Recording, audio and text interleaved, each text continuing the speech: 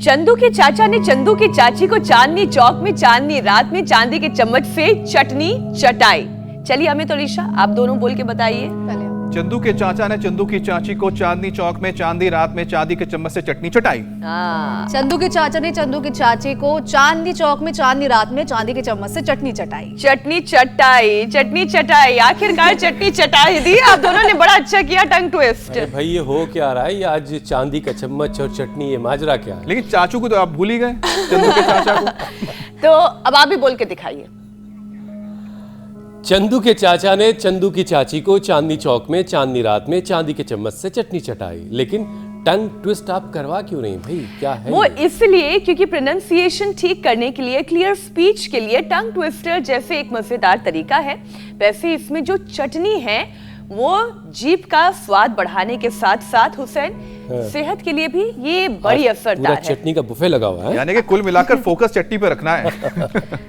अब ये पूछेंगे सवाल कि भाई वो कैसे, तो वो ऐसे कि अगर आपको लंच के बाद नींद बहुत आती है, लगता है बेहोशी सी छा जाएगी, लो एनर्जी महसूस होती है, या फिर शरीर में विटामिन की कमी होती है, बीपी शुगर की परेशानी होती है, तो जॉइंट्स में दर्द और कोलेस्ट्रॉल बढ़ा, सारी बीमारियां मैंने बता दी।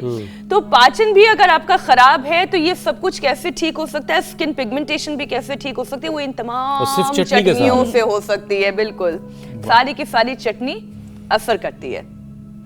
अब रंग भी बड़े अच्छे हैं, देखिए रंग बिरंगे, कोई लाल है, कोई हरा है और किसी का रंग सफेद है। लेकिन कुल मिलाकर देखा जाए तो धनिया पुदीने की जो चटनी है, नारियल की चटनी है, टमाटर की चटनी है, मूंगफली की चटनी है, ये तमाम जो चटनियां हैं मुझे तो लगता है कि कौन सा मैं बस खा लूं, चख लूं। अच्छा चलिए एक एक करके हम बता देते हैं अमित। इनमें सब में से यानी कि अलसी, नारियल, धनिया, पुदीना, मूंगफली और टमाटर की चटनी में से ये जो चटनी है ना, अब इतनी चटनी चटाई बोली तो चटनी थोड़ी सी चाट ही लेती हूँ।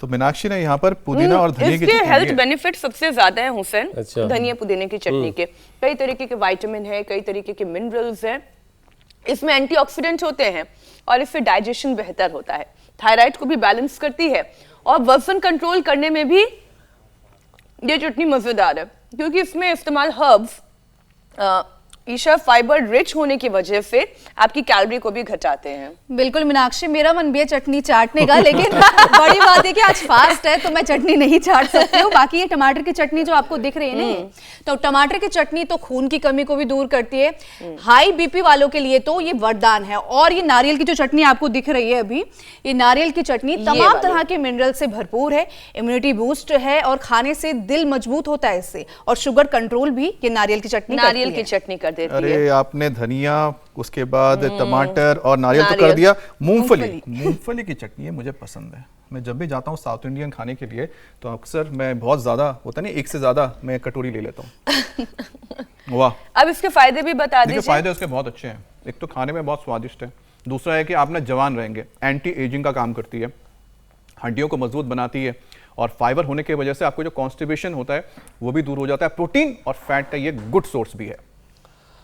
अच्छा वैसे मीनाक्षी, इसमें जो अलसी वाली चटनी है, ये सबसे पहले भूरी वाली, हाँ, अलसी वाली चटनी है, इसको बहुत लोग नहीं जानते थे। ये मैं भी आज पहली दफा देख रहा हूँ। बाकी सारी चाट के देखिए ना। चलिए इसको आप भी टेस्ट कर लीजिए अलसी की चटनी। तो अलसी की चटनी होती कैसी, जरा? पानी बहुत सोखती है ये चटनी, क्रंची सा फ्लेवर आया होगा, हल्का सा इसका ऑयल निकलता हुआ, खट्टी भी है थोड़ी सी बहरहाल, नींबू की वजह से नींबू डाला गया। हाँ। इसका जो दोनों फायदा है वो जबरदस्त है। बोन्स हो, कोलेस्ट्रॉल हो, डायबिटीज हो, वजन कम करने की बात हो, ये चटनी उस मामले में रामबाण है। बिल्कुल आप ठीक कह रहे हैं। पीरियड क्रैम्प्स में भी अलसी की चटनी जो है वो बड़ी बेनिफिशियल है। ये किसी संजीवनी से लड्डू खाए हैं, मतलब चटनी तो हाँ। तो बहुत सारी चटनियों की हमने बात कर ली, लेकिन चटनियां तो हमने टेस्ट कर ली स्वामी जी, पर बिना योगाभ्यास के कुछ नहीं होने जा रहा। स्वाद के साथ सेहत का कॉम्बिनेशन केवल योग के साथ संभव है। स्वामी जी बहुत बहुत स्वागत आपका, प्रणाम। और आचार्य बालकृष्ण जी आपको भी प्रणाम। आचार्य बालकृष्ण जी को भी प्रणाम। पेड़ लगने से और जन्मदिन की शुभकामनाएं भी दे दूं, जन्मदिन की शुभकामनाएं भी दे दूं। आचार्य जी को बहुत बहुत शुभकामनाएं जन्म दिवस के उपलक्ष्य पर। जन्म दिवस की शुभकामनाएं। अच्छा, आज जड़ी बूटी दिवस के तौर पर मनाया जाता है। और जो है ये हाँ, तो आज जड़ी बूटियां लगा रहे हैं, इधर कचनार लगा रहे हैं, उधर रुद्राक्ष है, उधर कपूर का पौधा है, और जो है अब इसके साथ रक्तदान भी संपन्न होगा, उसकी भी पूरी तैयारी है। नई पुस्तकों का उद्घाटन भी हुआ है, विमोचन हुआ है, और एक संकल्प है कि घर घर तक जड़ी बूटियां हों। इसमें इंडिया टीवी ने भी एक बहुत बड़ी भूमिका निभाई है, उसके लिए इंडिया टीवी का भी बहुत बहुत अभिनंदन है। और आज श्रद्धेय आचार्य श्री हमारे साथ पहले तो योगाभ्यास करेंगे। चटनी आपने खूब बना दी। पूज्य आचार्य जी ने चूर्ण के ऊपर, चटनी के ऊपर, अचार के ऊपर, आहार के ऊपर, आहार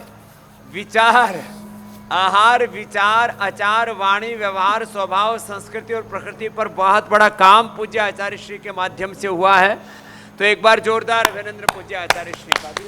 और आज के इस अनुष्ठान को हम प्रारंभ योगाभ्यास के साथ करते हैं। पूज्य आचार्य श्री तो प्राणायाम करेंगे थोड़े, और अब तो प्राणायाम करो आचार्य जी।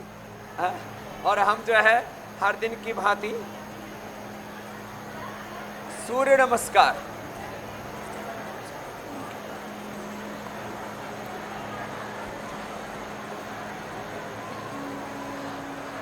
ये हमारी रोज की दिनचर्या है कि हम हर रोज सूर्य नमस्कार करते हैं। हर रोज हम पावर योगा भी करते हैं। और आज जड़ी बूटी दिवस के साथ इस संकल्प के साथ कि हर घर में योग हो, हर घर में जड़ी बूटियों का प्रयोग हो।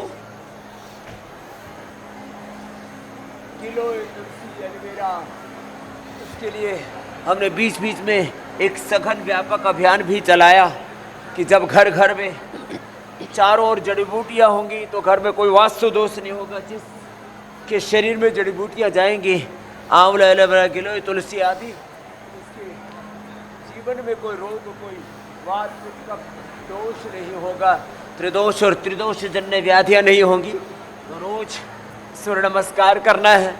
ये तो हर दिन की हमारी दिनचर्या का हिस्सा हो गया है।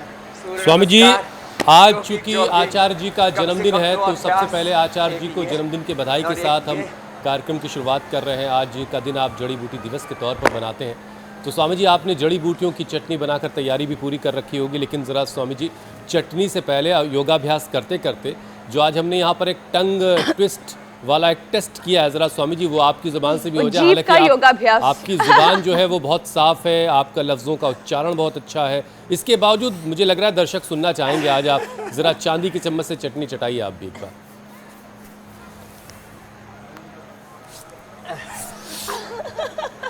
तो चंदू के चाचा ने चंदू की चाची को चटनी का इंतजाम करना पड़ेगा हम तो। नहीं स्वामी जी, बस ये सुनना चाह रहे लोग। चंदू के चाचा ने चंदू की चाची को चांदनी रात में चांदनी चौक पर चांदी के चम्मच से चटनी चढ़ाई।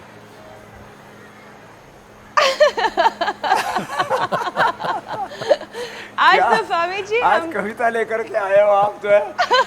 आए, हमने आपको फंसा दिया। आप रोज इतने सारे चैलेंज देते हैं हमें। आज हमने चंदू के चाचा में आपको चटनी की कहानी में फंसा दिया, उलझा दिया।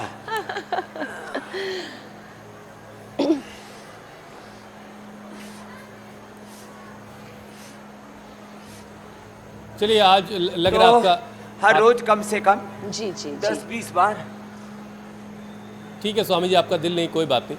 देखिए स्वामी जी, आप अक्सर कहते हैं जब आहार सही है तो दवा की ज़रूरत ही क्या है। तो स्वामी जी, अब जब आहार गलत है तो दवा का उपयोग है। जी, सेहतमंद रहने के लिए सही खान पान को समझना बड़ा ज़रूरी है, क्योंकि 100 में से 99 बीमारियाँ जो है उनकी जो जड़ है वो गलत आहार है, गलत खान पान है। पसीना बहाने वाले योगाभ्यास के साथ साथ स्वामी जी वो तरीका बताइए जो सही भोजन का तरीका है और लोग ज़रा समझ सके उसको। और ये आयुर्वेद में षट स्वाद क्या है, इसके बारे में भी ज़रा समझाइए। षट स्वाद आज शुरुआत पूज्य आचार्य जी करेंगे।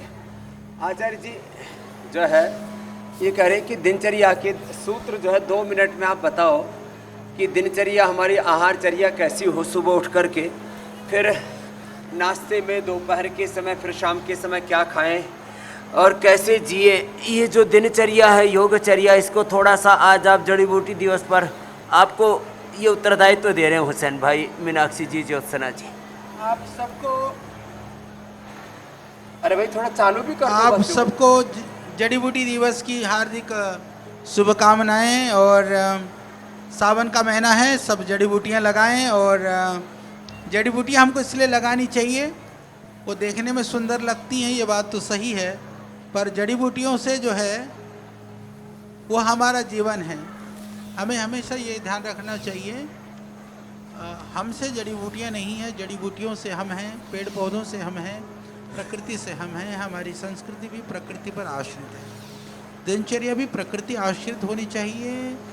प्रातः उठ करके कोई कृत्रिम पेय, आजकल जो चाय कॉफ़ी आदि इस तरह के जो पेय पीते हैं, हमने देखा लोग उठते बाद में चाय की कप पहले बिस्तर पे मंगा लेते हैं, खतरनाक है।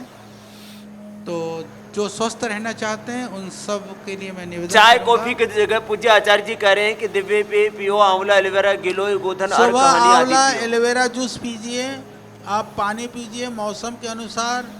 जैसे बरसात है थोड़ा गुनगुना पानी पिएं, सर्दी है गर्म पानी पिएं, गर्मी है नॉर्मल पानी पिएं। और पानी भी कभी कभी आजकल फैशन हो गया है ज़बरदस्ती बहुत सारा पानी पीने का, वो भी नुकसानदायक है। ज्यादा पानी भी ना पानी पिए। उतना ही पिएं जितना आप आराम से पी सकते हैं, बिना जोर ज़बरदस्ती के पी सकते हैं। पानी की मात्रा जब शरीर में आवश्यकता से अधिक पानी जब आप जिनको पीने का किडनी प्रयास की करेंगे, प्रॉब्लम है उनको 1 लीटर से ज्यादा नहीं, बाकी हाँ, 2-2.5 तो लीटर से आपको ज्यादा ना। अतिरेक प्रयास करना पड़ता है, तो अतिरेक प्रयास से पानी ना पिएं, सहज रूप से पानी पिएं। और प्रातःकाल प्रातरास यथेष्ट करें, जितना आप सुबह सही ढंग से भोजन लेंगे उतना अच्छा है। दोपहर को भी आप ठीक खा सकते हैं, पर रात्रि को या तो खाना छोड़ दें या तो सब्जियां या हल्का कुछ ले लें, वो भी सोने से 3 घंटा पहले। सोने से 3 घंटे का मतलब ये नहीं है कि आप रात को 10 बजे खाओ तो फिर आप 1 बजे सो, यानी सोना 10 बजे है, 7 बजे तक 10:30 ले लें। बजे है तो 7-8 बजे तक आप भोजन कर लें। यानी कि सोने का समय नहीं बढ़ाना है, भोजन का टाइम को थोड़ा पहले ही कर लेना है। क्योंकि कई लोग ऐसे मिलते हैं, कहा कि एक ने कहा वैद्य ने, हमारा जैसा कोई था, उसको समझाया कि भाई भोजन खाने के बाद भोजन में पानी नहीं पीना चाहिए। एक आदमी खाना खा करके पानी पी रहा था, तो उसने कहा अच्छा कब पीना चाहिए? बोले भोजन के बीच में पीना चाहिए। तो उसने 4-5 रोटियां खाई थी, उसने कहा 5 रोटी और दे दे, तो बीच में आ जाए। खा गया।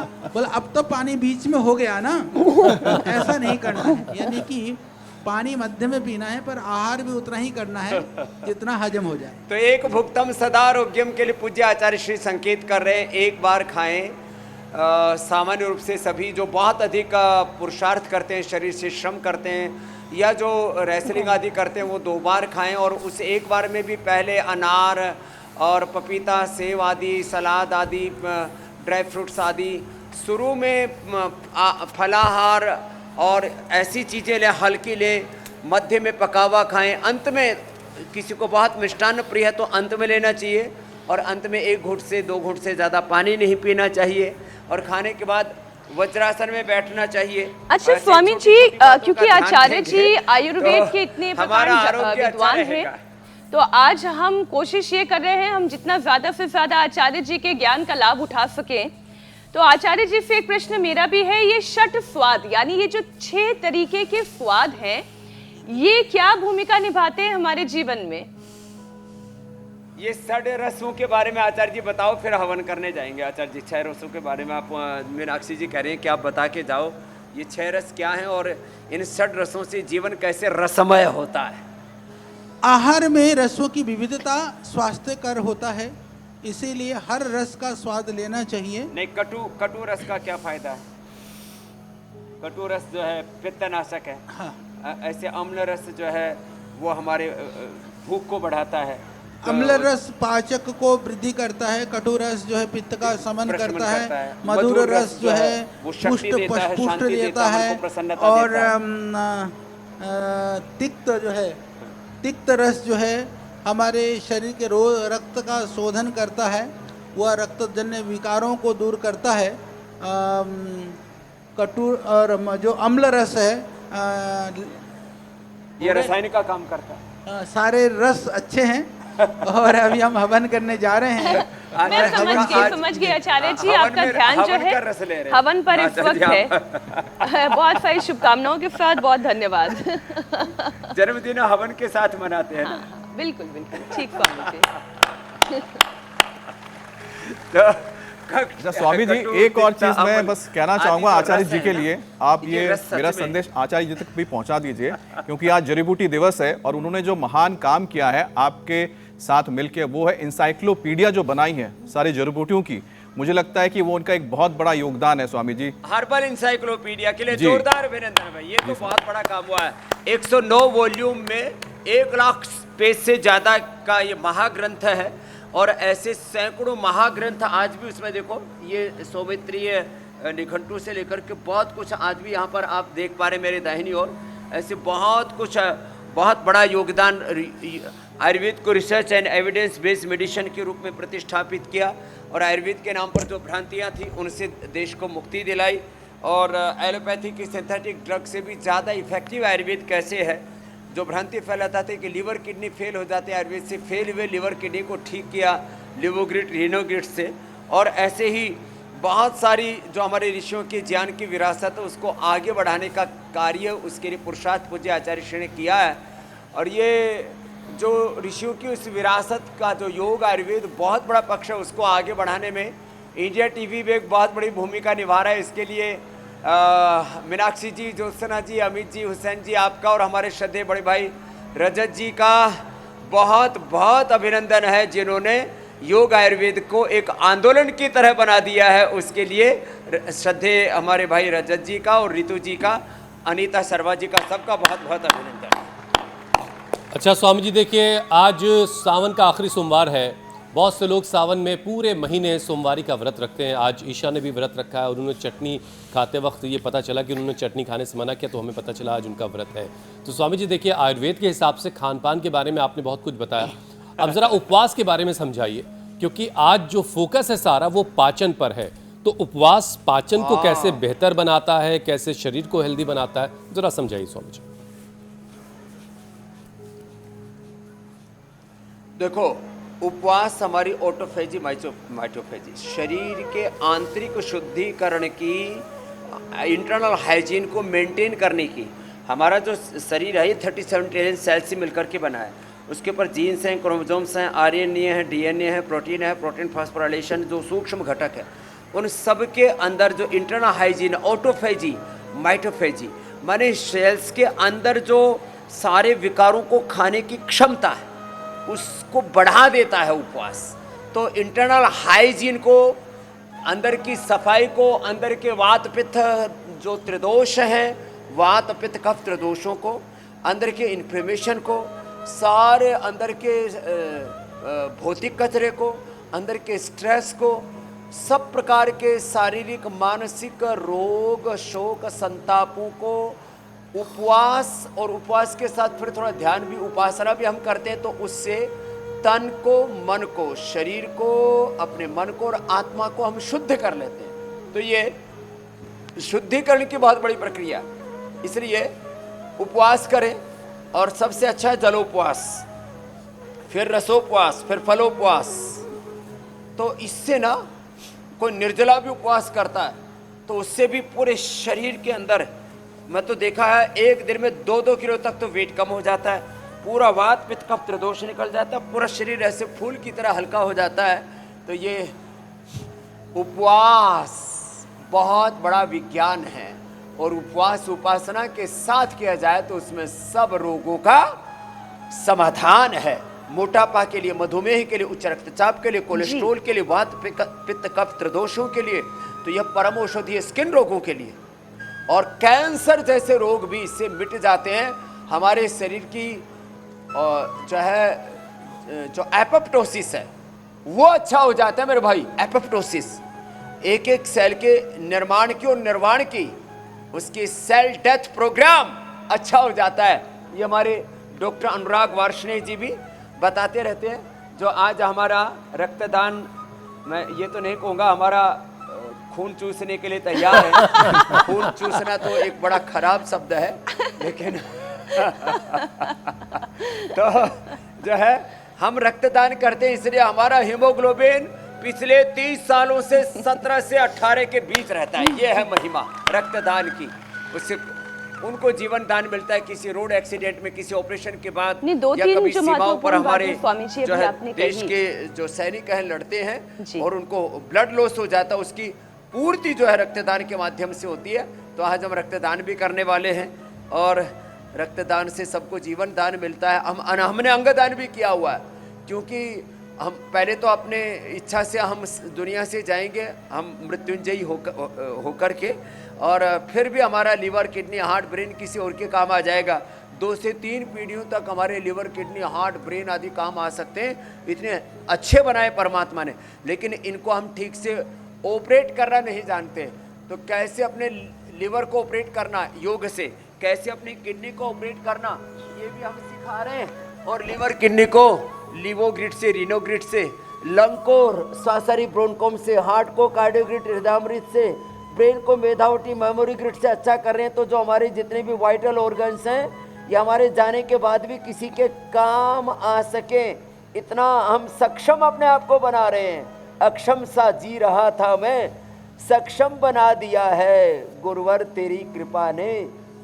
इंडिया टीवी के प्रचार ने सबको इतना उपचार दिया, सबके ऊपर इतना उपकार किया स्वामी है जी, कि आज ये जो सबको सक्षम आपने समर्थ मुहिम बना दिया। चलाई, जिसमें रक्तदान है, जिसमें अंगदान है, आप जड़ी बूटी दिवस के तौर पर भी आज आचार्य जी का जन्म दिवस मना रहे हैं। सोचती हूँ कई बार कि ये अंगदान जो है, ये वाकई में ये अब मुझे भी इसे कर ही लेना चाहिए। ये वाकई में हम जब तक जीवित हैं, हमारे जाने के बाद भी अगर हमारे अंग किसी के लिए काम आए, ये बहुत अच्छा रहेगा, किसी को एक नया जीवन मिलेगा वाकई में। स्वामी जी, अच्छा मैं एक विषय शामिल कर लेती हूँ। ये जो मौसम होता है, बरसातों का मौसम, ये डैम्प वेदर, इसमें कुछ लोग ऐसे हैं जिन्हें या तो कब्ज की परेशानी हो जाती है, और कुछ लोग ऐसे हैं जिन्हें लूज मोशन हो जाते हैं। तो स्वामी जी, दोनों का कनेक्शन सीधे सीधे इंटेस्टाइन से जुड़ा हुआ है, हमारे पाचन तंत्र से जुड़ा हुआ है। तो स्वामी जी, ऐसा क्या किया जाए कि कॉन्स्टिपेशन की परेशानी ना हो? तो पहले कॉन्स्टिपेशन और फिर जिन्हें लूज मोशंस होते हैं उनके लिए भी आप उपाय बताएं। तो एक तो कॉन्स्टिपेशन के लिए पवन मुक्तासन, अभी जहाँ लेट के हम कर रहे थे, बैठ के मंडूकासन और योग मुद्रासन, फिर ये स्थित कोणासन। इससे कॉन्स्टिपेशन भी दूर होगा, पेट भी हल्का होगा, वेट भी कम होगा।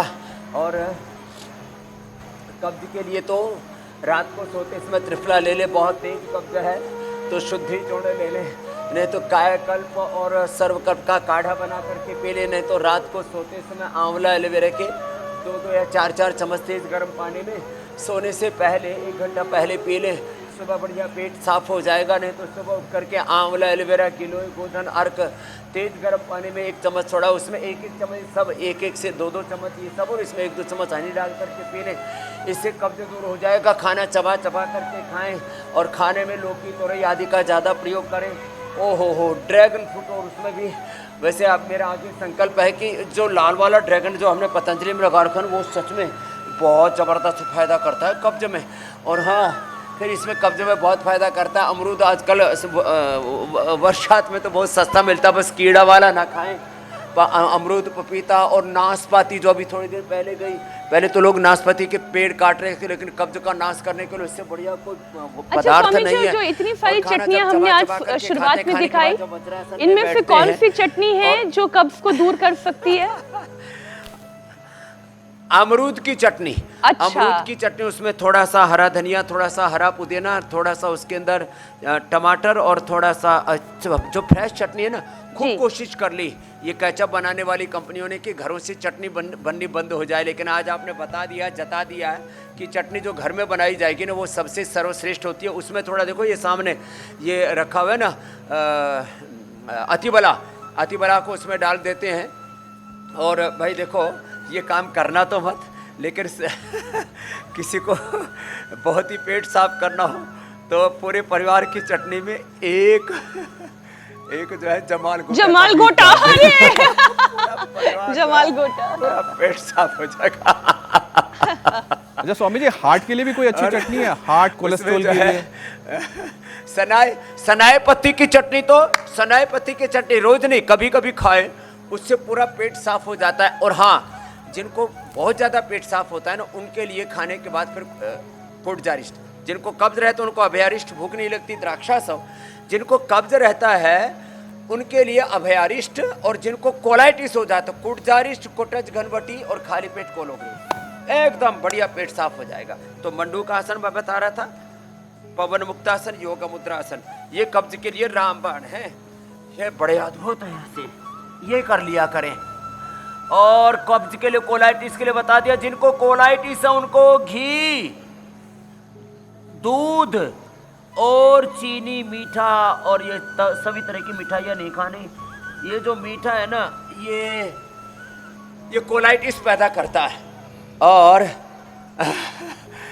जो है, जो ज़्यादा खाना खा लेते हैं ना, उससे गड़बड़ होती है, तो ज़्यादा खाना ना खाएं। अति आहार ये तो सब विकार पैदा करता है, और अन्न तो ब्रह्म का रूप है, ये अन्न का तिरस्कार है जो अति आहार लेते हैं ना, तो ज़्यादा ना खाएं, थोड़ा खाएं। और कपालभाति ये बड़ा ज़बरदस्त है।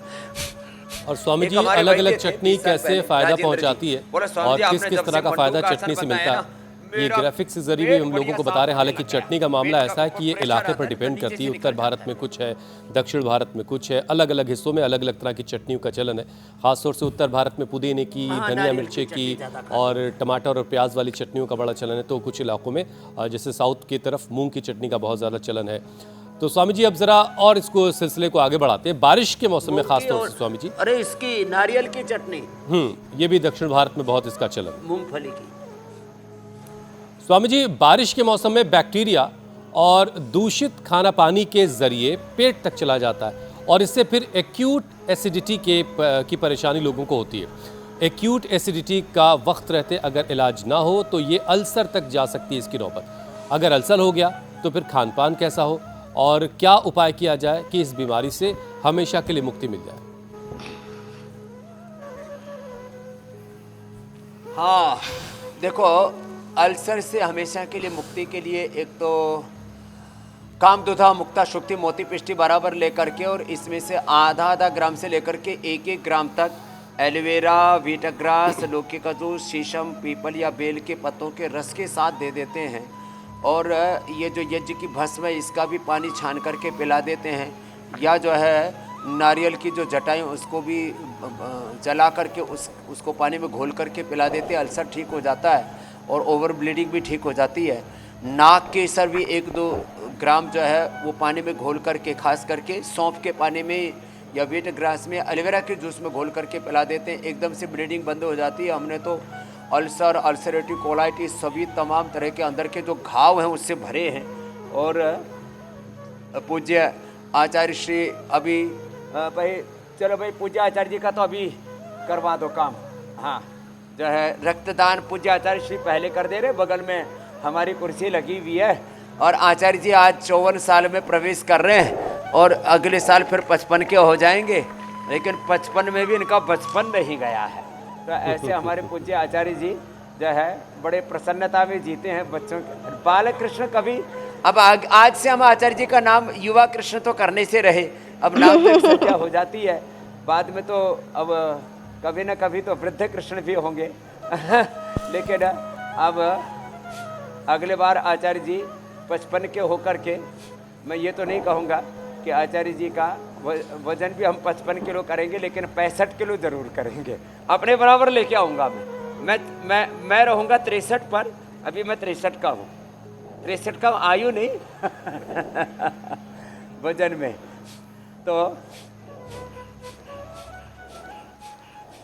तो ये बड़ा ज़बरदस्त मामला है। एसिडिटी पूरी ठीक हो जाती है, वजन कम हो, भजन बढ़े, आसन बढ़े, रासन कम हो। स्वामी जी, जिसे अल्सर है उसे खाने पीने में क्या एहतियात बरतना करना चाहिए, किस तरह की चीज़ों से बचना है? अरे मिर्ची मसाले, गरम मसाले, मिर्ची, कुछ लोग तो ना दही में भी राजस्थान में मिर्ची डाल करके खाते हैं। मिर्च मसाले बहुत ज़्यादा, गोलगप्पे और ये जितना भी जंक फूड, फास्ट फूड है ना, ये सब एसिडिटी बढ़ाने वाला है। तो जितना अंकुरित हो, जितना फ्रेश फ्रूट्स हैं, जितना भी ड्राई फ्रूट्स हैं उनको भिगो करके खाना है, और जितनी भी साग सब्जियां हैं वो सब एसिडिटी को कम करते हैं। और जैसे पूज्य आचार्य जी जाते जाते कह गए थे, जो कटु रस है ये खास करके सुबह सुबह इसकी नीम की गोली खा लिया करें। और रेडीमेड में हमने तो लिवोग्रिटी और एसिडोग्रिटी में बना रखा है। तो ये पित्त का प्रशमन करने के लिए कड़वा खाएं। लोग मीठा खाते हैं, वो मीठा से और एसिडिटी बढ़ जाती है।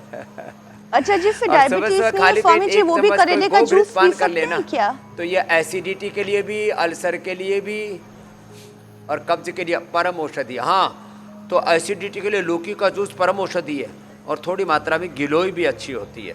गिलोय और नीम गिलोय हो तो और अच्छा है। तो लौकी का जूस तो सच में, लौकी की सब्जी तो ये एसिडिटी के लिए परम औषधि का काम करती है। और एलोवेरा एसिडिटी के साथ वात को भी दूर करता है।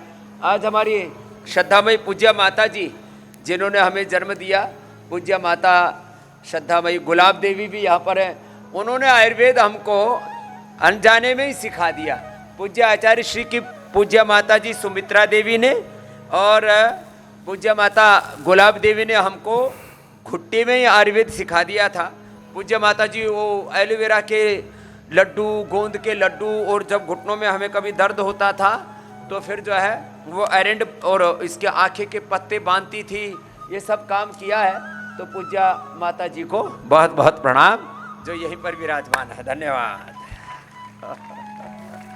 जिन्होंने जो है वो घुट्टे में ही आयुर्वेद, जैसे मैं कह रहा था ना, पिला दिया है।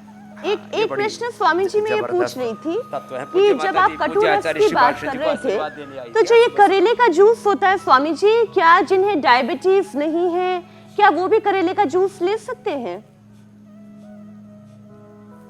अरे हाँ, ये करेला, खीरा, टमाटर का जूस लेने से तो कब्ज, गैस, एसिडिटी और अल्सर तक इससे ठीक हो जाता है। तो ये खीरा, करेला, टमाटर बहुत ज़बरदस्त है ये एसिडिटी के लिए और अल्सर के लिए। तो इसको ले लिया करें, बहुत अच्छा है। मैं तो किसी दिन पेट साफ करना हो तो 2 गिलास पी लेता हूँ सुबह सुबह, और उससे अर्धसंग प्रक्षालन जैसा हो जाता है। पूरी कोलोन थेरेपी कहो या बस्ती कहो, सारे कार्यक्रम एक साथ संपन्न हो जाते हैं। और जिस दिन ज़्यादा ही पेट साफ करना हो और पूरे पित्त का प्रशमन करना हो तो पूरा 1 गिलास प्योर करेले का जूस पी लेते हैं। साफ, बढ़िया, जबरदस्त पेट साफ होता है उससे तो। और ये पित्त का प्रशमन करने के लिए कठोर सच में बहुत अद्भुत, अप्रतिम है। स्वामी जी, एक परेशानी पेट से जुड़ी और है, जरा उस पर जल्दी से बात कर लेते हैं। तो छोटी सी गोली सी गोला सा बना करके खा ले। स्वामी जी, पेट से जुड़ी एक समस्या गैस की परेशानी भी है। बहुत सारे सवाल दर्शकों के आते हैं कि गैस उनको परेशान कर रही है। तो गैस्ट्रिक की वजह से स्वामी जी कई बार लोगों को माइग्रेन का दर्द भी परेशान करता है। तो इस गैस को कैसे काबू में किया जाए?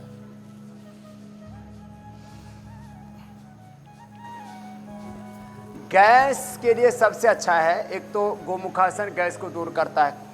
इसको तो करते ही कुछ ऊपर से कुछ नीचे से गैस खारिज हो जाती है। गैस हर चूर्ण इसके लिए अप्रतिम है। माता जी हमको, जैसे मैंने बताया, पूज्य माता गुलाब देवी, वो हमको जो है ये अजवाइन, सेंधा नमक, थोड़ा उसमें सौंठ, इसका पाउडर बना करके खिला दिया करती। पेट में गैस बन रही है, दर्द हो रहा है, एकदम से दूर हो जाता था। तो घरों में भी लवण भास्कर, हिंगवाष्टक चूर्ण या छाछ में थोड़ा सा भुना हुआ जीरा, थोड़ा सेंधा, काला नमक आदि डाल करके लेने से, और सौंफ का पानी पीने से, जीरा, धनिया, मेथी, सौंफ, अजवाइन का पानी तो हमने कई बार बताया ही है, वो भी गैस को दूर करता है। इसको ऊपर रख दो, इसके ऊपर लकड़ी वाली, उसके ऊपर नीचे रक्त वाला। जय जय जय। स्वामी जी, अब वक्त हो गया है कि सवालों को लोगों के शामिल कर लिया जाए। और पहला सवाल स्वामी जी बिहार से है। सोनी का सवाल है, उनको कोरोना के बाद से अस्थमा हो गया और दवा खाने के बावजूद उनको आराम नहीं मिल रहा है, और गैस और माइग्रेन से भी वो परेशान है, जो 2 बातें भी आपने बताई। तो इनके लिए ज़रा उपचार बता दें। हाँ, तो ये सोनी के लिए भी बता देते हैं, और जिनको भी अस्थमा, स्वासारी ब्रोनकोम ले ले, माइग्रेन के लिए बादाम रोगन नाक में डाल दें और मेधावटी ले लें। और गैस के लिए तो मैंने बोला ना, गैसर ज़बरदस्त है। और गोमुखासन कर लें और वज्रासन खाने के बाद कर लिया करें। और सुबह सुबह अनार खा लिया करें, अनार या एप्पल ले लिया करें, गैस की परेशानी पूरी दूर हो जाएगी। आचार्य जी का एक बार में कितना खून लेते हो भाई? 400 ml पूरा होने वाला है आचार्य जी का, तो खून की तुर्री बंधी हुई है पूरा ही। हाँ, 350-400 ml तक ले सकते हैं। जाओ, जवाब हो गया हो तो स्वामी जी अगला सवाल ले लें। हाँ हाँ स्वामी जी अगला सवाल अंबा जोगई बीट से है, दीप्ति वैद्य का। उनकी रीढ़ की हड्डी में गैप आ गया है, अब चलने फिरने में, उठने बैठने में उनको दिक्कत हो रही है, उनके लिए क्या उपाय है?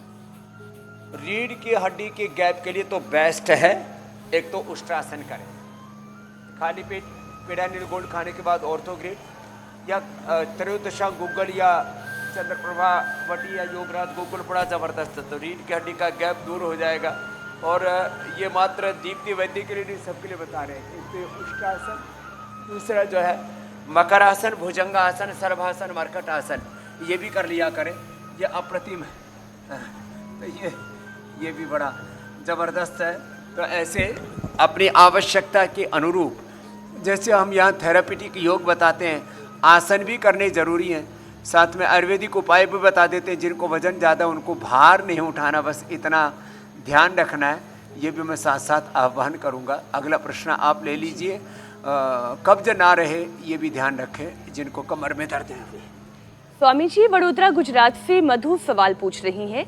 उनकी माताजी का 6 महीने पहले एक्सीडेंट में ब्रेन हैमरेज हो गया था और अभी तक वो पूरी तरह से रिकवर नहीं हो पा रही हैं, तो ब्रेन हैमरेज से रिकवरी कैसे हो सकती है? हाँ, एक्सीडेंट के बाद ये ब्रेन हैमरेज रिकवर होना, कई बार ब्रेन स्ट्रोक के बाद ये बड़ा चैलेंज होता है कि ब्रेन सेल्स रिकवर कैसे हों। तो एलोपैथी में तो कोई ऐसी दवाई नहीं है जो ब्रेन सेल्स को रिकवर कर सके। हमने ब्रेन के डीजनरेट हुए सेल्स को, जिनको न्यूरॉन्स कहते हैं, और उनके जो स्नैप्स हैं, उनके कोऑर्डिनेशन कम्युनिकेशन को अच्छा किया है। मेधावटी, मेमोरीग्रिड, ओमेगा एक ले ले, सुबह दोपहर शाम 3 बार। और मेधा को आज का ही दिन भर पानी पिला दे और मेधा इष्टि से थोड़ा सा धूनी भी कर दे, तो उससे, और जो है जिनको यदि कर सके, कई बार तो बेहोशी की अवस्था में होते हैं तो उनके लिए थोड़ा चैलेंजिंग होता है। बाकी अनुलोम विलोम करें तो उससे डेड ब्रेन सेल्स को हम रिकवर कर सकते, रिजुविनेट कर सकते हैं, ब्रेन के न्यूरॉन्स को, रीनोग्रिड से किडनी के नेफ्रॉन्स को, और पूरे शरीर के अंदर जो पैरालिसिस आदि होने से जो हमारे अंदर डिजनरेशन आ जाता है, उसको न्यूरोग्रिड से हम रिजुविनेट कर देते हैं। ये खास बात है आयुर्वेद में। ठीक है स्वामी जी, अब योग पंचायत का वक्त हो गया। बता दिया मरकटासन और अनुलोम विलोम भ्रामरी उद्गीत जी। स्वामी जी, योग पंचायत के बहुत सारे वीडियोस आए हैं। फरीदाबाद हरियाणा से ये तस्वीरें आई हैं। पुणे महाराष्ट्र वालों ने भी किसी गैलरी, घर की गैलरी में योग हो रहा है। शिरपुर महाराष्ट्र की ये तस्वीरें, और औरैया उत्तर प्रदेश से ये वीडियो आया है। वाराणसी वाले भी स्वामी जी पीछे नहीं हैं, हर तरफ ज़बरदस्त योग चल रहा है। देहरादून उत्तराखंड से तस्वीरें आई हैं।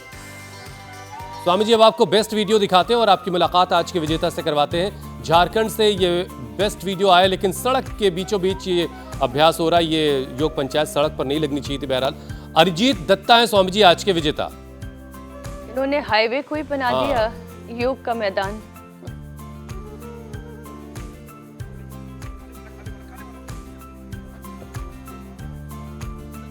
स्वामी जी, अब आप ब्लड डोनेट करने चले गए हैं।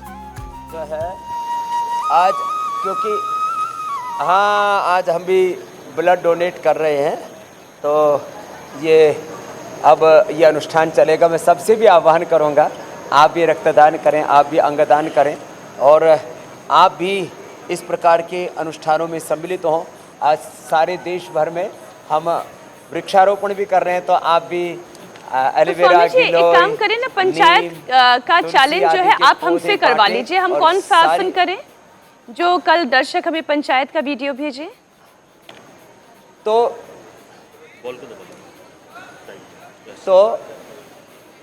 कल के आप ऐसा करो 10 बार भुजंगासन कर लो। भुजंगासन का चैलेंज योग पंचायत के लिए इन्होंने चलिए, भुजंगासन का इन्होंने चैलेंज तो हमारा आपको करना ही करना है, शुरू कर लेकिन ये दिया है। ब्लड डोनेट करने वाला चैलेंज भी बड़ा ज़रूरी है। ब्लड डोनेट कीजिए, लोगों की ज़िंदगी बचाइए। तो कल का जो चैलेंज है वो भुजंगासन देखो है। इतनी जल्दी ये थैली भी भर गई। बहुत जोर से निकालते हो तुम तो खून। स्वामी जी, अब आपसे इजाज़त लेने का वक्त हो गया। तो ऐसे रक्तदान भी करें, पूरा भर दी है। धन्यवाद, प्रणाम। बहुत बहुत शुक्रिया स्वामी जी। प्रणाम स्वामी जी।